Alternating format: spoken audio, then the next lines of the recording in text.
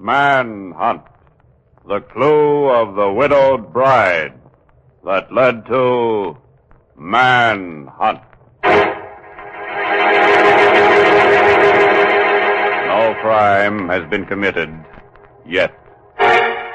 No murder has been done yet.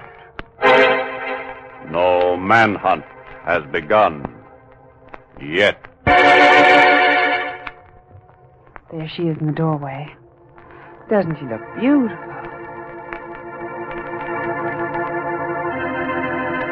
All brides look beautiful, don't you know that? Getting a wonderful man. The way she looks now, she deserves him. Appearances are sometimes deceiving.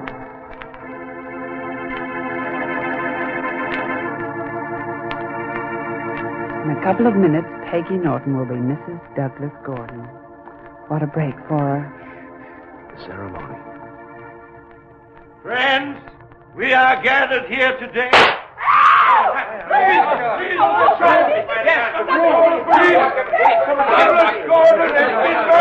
What a switch this is. We came to a wedding and we wind up at a funeral.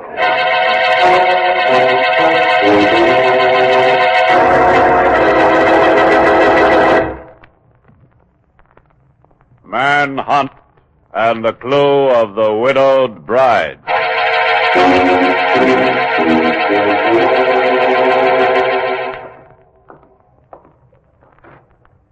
All right. Get their names and addresses and let them all go. You can't hold 150 people all night for nothing. Call me back. Hi, Bill. Hi, Bill, he says. What are you so happy about, Drew? No reason. What are you so glum about, Bill? I got a reason. You want me for anything, or you just wasting time in my office? I just want to know whether you had anything on a Douglas Gordon murder that I could check in my laboratory. When I get something, I'll bring it in. The guy was shot at his own wedding. 150 people in the hall, but nobody saw the murder. And there isn't a gun in the whole place. My men searched everybody.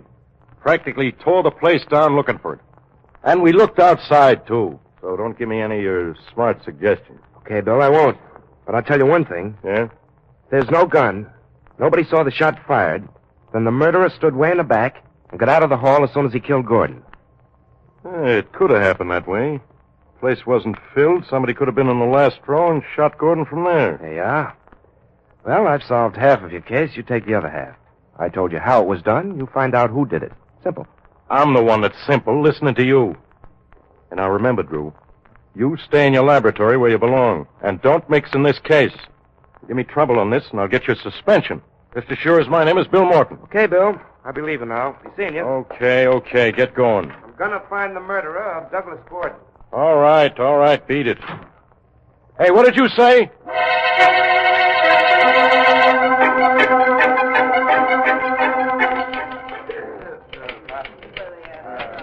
I beg your pardon. Yes? Can you tell me where I'll find the society editor? I'm Drew Stevens, police. Right in that office across the floor, Mr. Stevens. His name is Reginald Gordon. Gordon, eh? Any relation to Douglas Gordon? Yes, his brother. Yeah. He's all broken up, Mr. Stevens. He idolized his kid brother. That was Douglas. Thank you very much. I won't keep him too long. Come in. Mr. Gordon, I'm Drew Stevens, police. Could I talk to you a minute, please? Yes, I suppose so. Thank you. Now, sit down, Mr. Stevens. Thanks. I hate to bother you at this time. First of all, when I came here, I wasn't aware that you were Douglas Gordon's brother. No? Then what did you want? Some information. Apparently, somebody in the social set to which your brother and his bride-to-be belonged didn't want their marriage to take place. Nobody wanted it to take place, except Doug and Peggy. Mm-hmm. Well, Mr. Gordon, if your brother weren't around, whom would Peggy Norton have married? Some other unfortunate, probably George Jeffers or Walter Nicholson. They were both in love with her. Were they at the wedding, do you know? I don't know. Personally, I couldn't stand to see my brother throw himself away on that girl, and I wasn't there either. The Norton girl must be pretty terrible in your book, Mr. Gordon. I'd rather not talk about it. Now, if you'll excuse me. Oh, certainly. Thank you for your time and for the information. I'm going to see Miss Norton. Where does she live, Mr. Gordon? The Allenby Towers. Incidentally, if you're going up there, you'll probably find George Jeffers and Walter Nicholson there, too.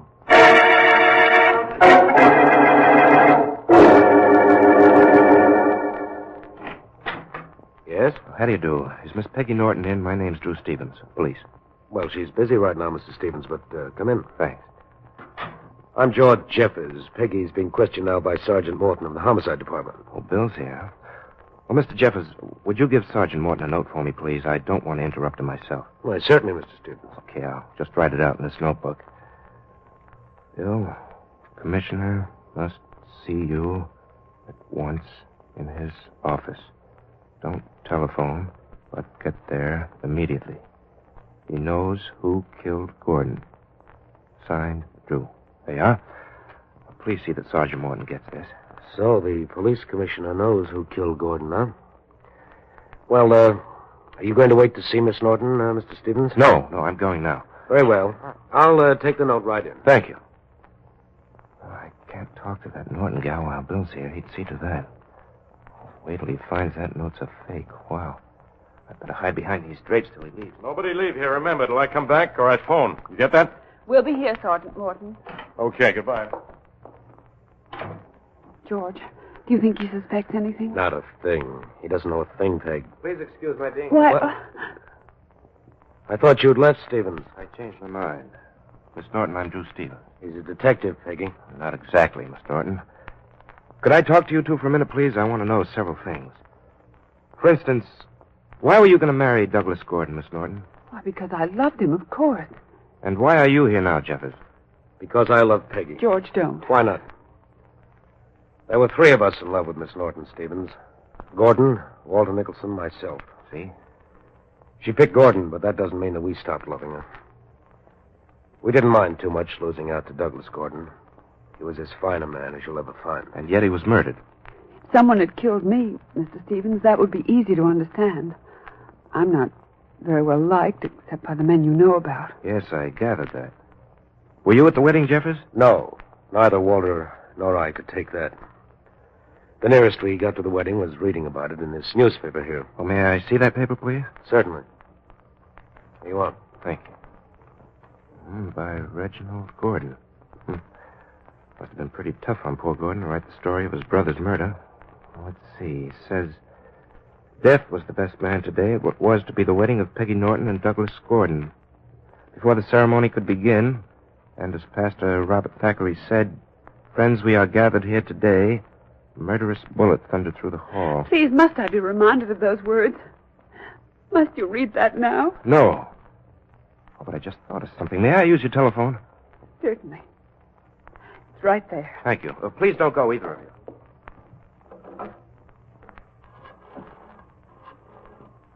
Miss Norton, did the murder of Douglas Gordon happen just as it was described in the paper? Yes, exactly that way. Those were the exact words the pastor used, and the shot came just at that time. Let's see. Oh, hello, connect me with Reginald Gordon, please. Hello, Gordon, this is Drew Stevens. No, not yet. Look, Gordon, your story on page 1 of the paper tonight. Did you write it after questioning any of the wedding guests? No, I know it wasn't necessary. I was just asking. No, that's all. Thank you very much. I knew it. Got me out on a wild goose chase with that note. So you could sneak up here, eh, Drew? Now, Bill, listen, I had to talk to these people. You won't be talking to anybody for a long time, Drew. Lucky I had sense enough to telephone the commissioner. Find out your message was a phony. I'm arresting you right now, Drew. Bill, look, not now. Don't arrest me now, not for an hour. If I don't have this murder cleaned up by then, I'll quit my job, I'll give myself up to you, or anything you want.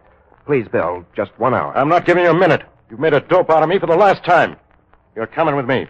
Look out! Hey. He's got a gun! Hey! Sorry you made me do this, Bill, but I've got to get out of here. Put down that gun, Drew.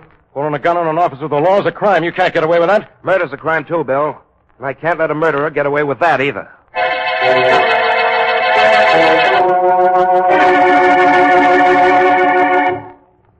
You're a good reporter, Mr. Gordon. You must have had a lot of training. I've been on this paper for 20 years, but what are you driving at, Stevens? Just this. You say you weren't at the wedding of your brother and Peggy Norton. No, I told you I wasn't there. Anybody that says they saw me there is lying. Nobody said they saw you there, but your story said you were there. Said it very plainly. It stated the exact minute the shot was fired. Right after the preacher's first words. How did you know what they were? I didn't know. I imagined. You knew all right. You knew because you heard them. The only way in the world you could have known. And your reporter's instinct made you write those words just as you heard them. You were in the hall, Gordon. Fired the shot that killed your brother and then escaped before anyone saw you. Why'd you do it? I'm going to have to kill you, too, Stevens, right now. Don't move. This gun is aimed right at your heart. Doesn't matter how many people I kill now. I never meant to kill my brother. I meant to kill Peggy Norton. She would have ruined Douglas's life. She would have gone on playing around with Jeffers and Walter Nicholson after they were married. Your aim wasn't very good at the wedding. I think I'll take a chance on it now. You'll never hold me, Stephen. Hey, what? Never. I'll get this gun free. I guess I shot the wrong man again, Stevens. Hey, what was going on here? Hold it, Bill. You killed your brother by mistake, but you killed him, didn't you, Gordon? Yes. We were always together in life. I guess it isn't too tough to join him now. Well, he's gone, Bill. But you heard his confession. Well, you still want me? Do I still want him, he says. No, I don't want you. I'm never going to want you.